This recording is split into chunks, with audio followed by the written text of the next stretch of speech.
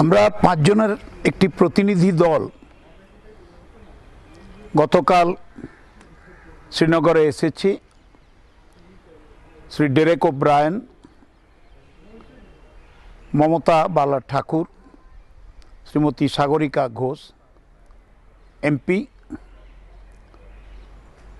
এবং আমি নিজে ডাক্তার মানস ভূঁইয়া। আমরা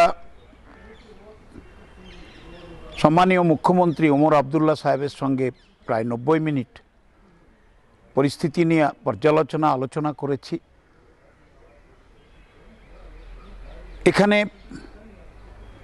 পাকিস্তান থেকে যে গোলাগুলি হয়েছে, যে আক্রমণ হয়েছে সীমান্তের ওপার থেকে, তাতে পুঞ্চে এবং রাজৌরিতে অনেকেই ক্ষতিগ্রস্ত হয়েছেন। সব সম্প্রদায়ের মানুষ, খুবই গভীর বেদনার বিষয়। তাদের সহানুভূতি জানাতে, তাদের ভালোবাসা জানাতে এবং তাদের সংগ্রাম যেভাবে তারা রক্ষা পেয়েছেন এবং 25 জন প্রায় নিহত হয়েছেন, একটি বাড়ির ভাই বোন তারাও নিহত হয়েছেন, সব সম্প্রদায়ের মানুষ নিহত হয়েছেন।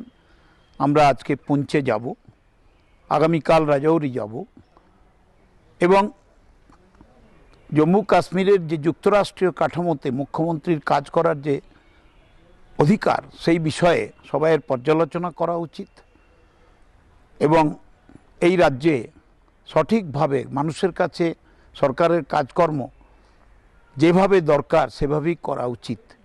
আমরা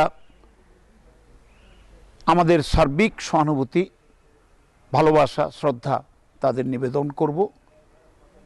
এই জন্যই আমরা এই প্রতিনিধি দল এখানে এসেছি। নমস্কার।